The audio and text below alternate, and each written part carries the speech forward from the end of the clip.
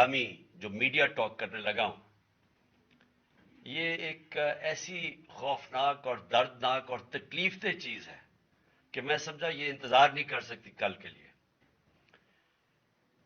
میرے ساتھ جاوید علی بیٹھے ہوئے ہیں، ایک طرف عثمان ڈار جو ہمارے سیال کوٹ کے پریزیڈنٹ ہیں۔ میں ذرا اب آپ کو صرف بتانا چاہتا ہوں کہ یہاں ہو کیا رہا ہے اس ملک میں۔ میں اپنی قوم کو آگاہ کرنا چاہتا ہوں کہ پاکستان کو کس طرح ایک بنانا ریپبلک بنا دیا گیا ہے۔ نہ یہاں کوئی قانون کی فکر ہے طاقتور کو، نہ ان کو فکر ہے اپنے آئین کی۔ ہمارا جو آئین ہے اس کا آرٹیکل 14 وہ واضح طور پہ کہتا ہے کہ ہر انسان کی عزت کی حفاظت کی جائے گی، ہر انسان کی ڈگنیٹی کو پروٹیکٹ کیا جائے گا۔ یہ ہمارا آئین ہمیں حق دیتا ہے۔ لیکن جو یہ جاوید علی سے ہوا، یہ میں اس کے منہ سے آپ کو سننا چاہیے کہ اس انسان سے ہوا کیا۔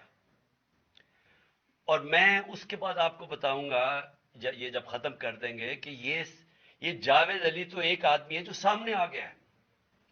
یہاں اتنے لوگوں کو انہوں نے جب سے ہماری گورنمنٹ گئی ہے اس طرح کے بیان دلوانے کی کوشش کی کہ یا ہمارے MPs MNAs جو تکڑے وزیر ہیں ان کے خلاف دو، یا ان کے اوپر ویڈیو فلم بنا دو، یا بلیک میل کرنے کے لیے ان کی کوئی آڈیو ٹیپس کر دو، یا ان کے اوپر کوئی کرپشن کے کیسز بنا دو بلیک میل کرنے کے لیے۔ صرف ایک ان کا مقصد ہے کہ کسی طرح تحریک انصاف اور عمران خان کو کمزور کر کے ان چوروں کو پھر سے الیکشن جتا دیا جائے۔ اب میں جاوید علی کی انٹروڈکشن کروا دوں۔ ان کو عثمان ڈار نے جو کلاس 4 ہوتی ہے، جو کلاس 4 کی نوکری ہوتی ہے، وہ نوکری دلوائی سیالکوٹ میں۔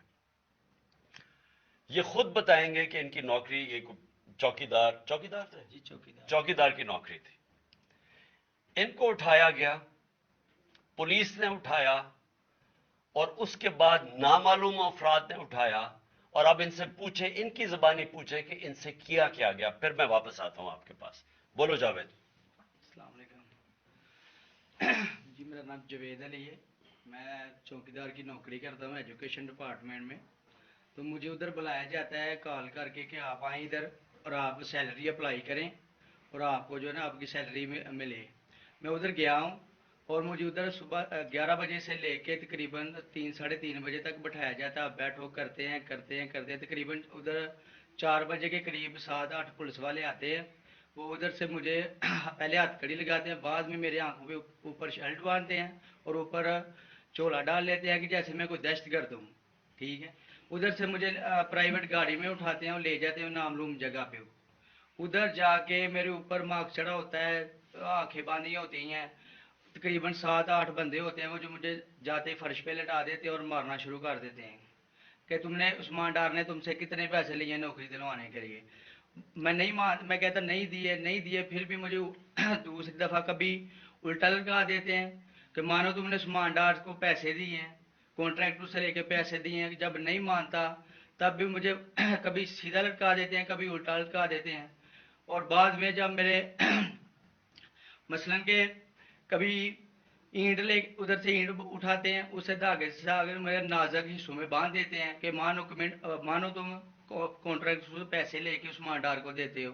کپڑے اتارتے ہیں، بتاؤ۔ بعد میں مجھے ننگا کرتے ہیں، کپڑے اتارتے ہیں، کپڑے اتار کے ادھر فرش پہ بٹھا دیتے ہیں کہ مانو تم نے عثمان ڈار کو پیسے دیے۔ جب نہیں مانتا تو پھر ادھر سے کہتے ہیں کہ ایک ڈالا بھیجو، اس کی بیوی کو اٹھاؤ، اس کے بچے کو اٹھاؤ اور ادھر اس کو لا کر اس کو برہنہ کرو، اس کی ویڈیو بناؤ، فیس بک پہ ڈالو اور بلیک میل کرو۔ تب ادھر سے جا کے جب میری فیملی آئی تب میں ادھر سے ٹوٹا، ان کے آگے رویا کہ اب آپ بتائیں کہ میں نے کیا کرنا ہے۔ اس نے کہا کہ آپ 164 کے بیان دیں اور یہ کمنٹ میرے کہہ رہے ہیں کہ آپ نے یہ پیسے ٹھیکیداروں سے لے کے عثمان ڈار کو دیے۔ یہ بتائیں آپ کہ کوئی یہ سب چپ ہو جاتے تھے جب کوئی آتا تھا ایک ادھر آدمی؟ جب میری تو آنکھیں باندھی ہوتی تھی ٹھیک، اس وقت جب کوئی آتا تھا ادھر کوئی افسر آتا تھا، یہ کہتے تھے کہ بڑے صاحب آ گئے ہیں اور سب سائلنٹ ہو جاتے تھے۔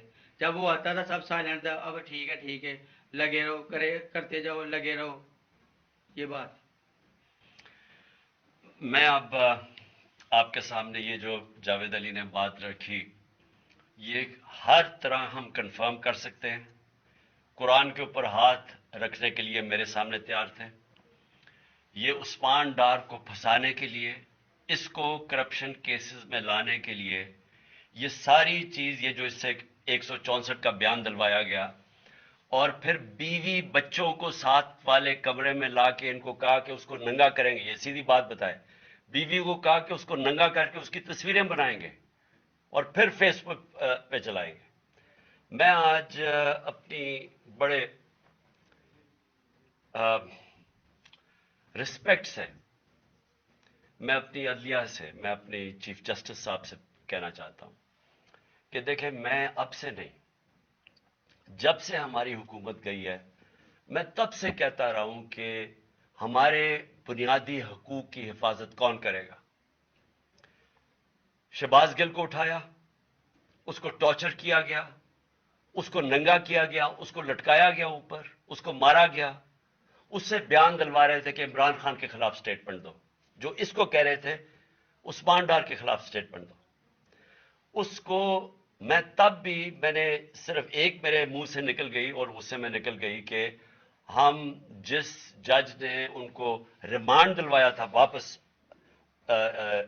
شہباز گل کو واپس جیل میں جب وہ ٹارچر ہوا تھا، تو میں نے کہا قانونی کارروائی کریں گے. میرے اوپر کنٹیمپٹ نوٹس کیا گیا، لیکن کوئی کسی نے ایک کسٹوڈیل ٹارچر ساری دنیا کے اندر منع ہے، کسٹوڈیل ٹارچر کے اوپر کچھ نہیں ہوا. پھر اعظم سواتی کو اٹھایا گیا اور ساری قوم کے سامنے جو اعظم سواتی نے اپنے زبان سے بتایا کہ اسے کیا گیا ہے، ایک ٹویٹ کے اوپر، اس کا صرف ایک ٹویٹ کر دی تھی اس نے کہ NRO2 باجوہ نے دیا، جو سب قوم جانتی ہے. اس کے اوپر جو اس سے کیا گیا، پھر ویڈیو بھیجی گئی اس کی بیوی اور اس کی بیٹی کو.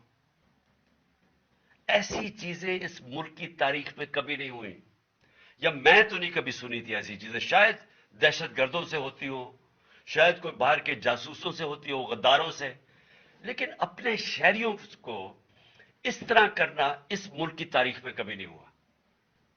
میں نے جب مجھے گولیاں لگی، میں نے تب چیف جسٹس صاحب کو پہلے مخاطب ہوا. میں نے کہا دیکھیں، جنہوں نے مجھے یہ قتل کرنے کی کوشش کیا وہ سارے اقتدار میں بیٹھے ہوئے ہیں.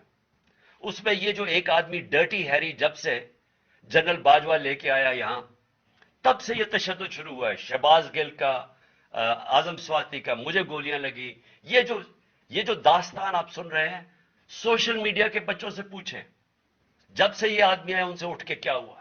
ان کو بند کمروں میں کپڑے اتارے گئے، ذلیل کیا گیا. ایک ماں باپ نے مجھے کال کی، انہوں نے کہا ابھی تک ان کا بیٹا نارمل نہیں ہوا. اس سے اوپر اتنا تشدد کیا کہ وہ ابھی تک نارمل نہیں ہوا. اور میں ان کو کہا، جس طرح اس کو جاوید کو کہا میں نے سامنے آؤ، سب ڈرتے ہیں، نامعلوم افراد سے سب ڈرتے ہیں، اور کوئی کسی قسم کی پروٹیکشن کسی کو نہیں ہے، کیونکہ یہ قانون کے اوپر ہے، یہ جو مرضی کر لیں، کوئی ان کو بچانے والا نہیں ہے. کوئی جاوید جیسے انسانوں کو جب یہ کرتے ہیں، اس کو پھر دھمکیاں دی گئی کہ تم نے یہ بتانا کسی کو نہیں ہے، تو ہم یہ کر دیں گے، ہم تمہیں یہ مروا دیں گے.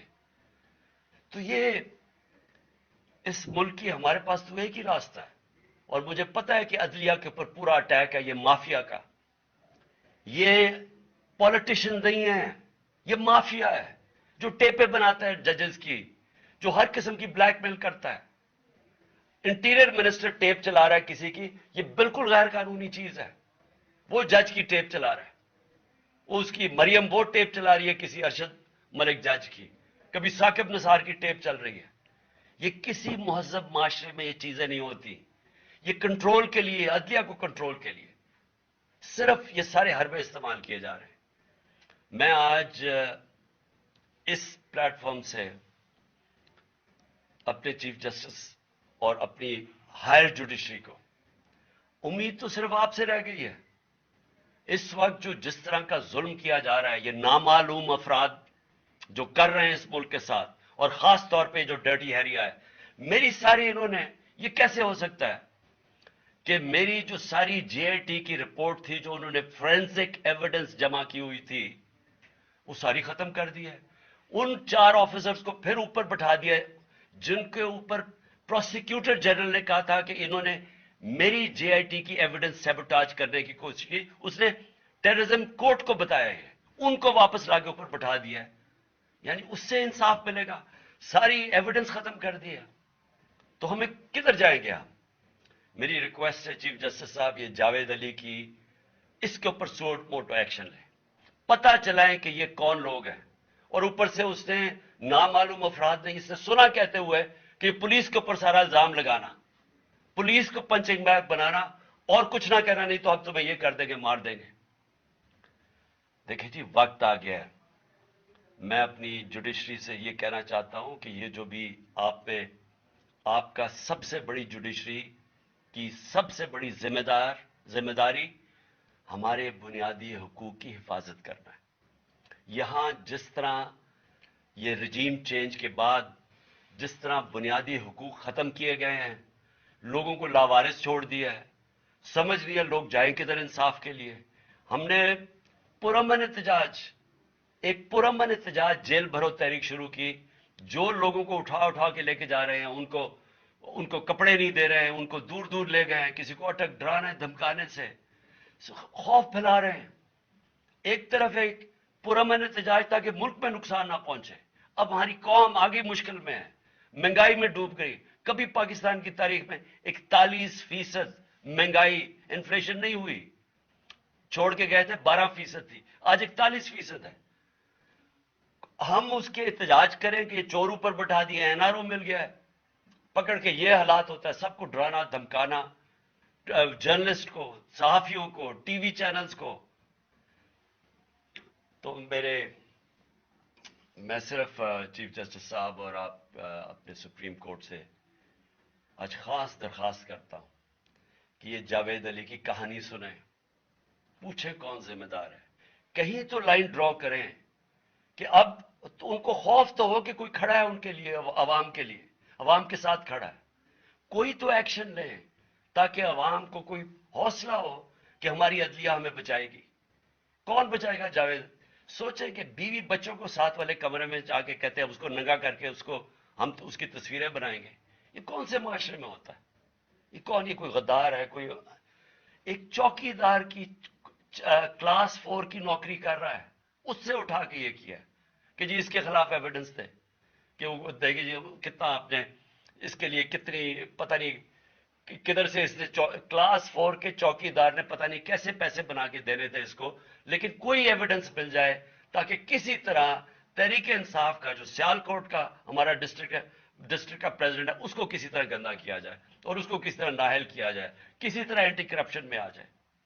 और ये है पंजाब की जो इन्होंने केयर टेकर गवर्नमेंट, ये जो एक बददियानतदार एक मैं इसका नाम मुझे समझ नहीं आता कि ऐसा घटिया चीफ इलेक्शन कमिश्नर इस मुल्क की तारीख में नहीं आया, कि शर्म नहीं आई कि न्यूट्रल केयर टेकर ये हरकतें करता है। ये न्यूट्रल केयर टेकर के नीचे हो रहा है।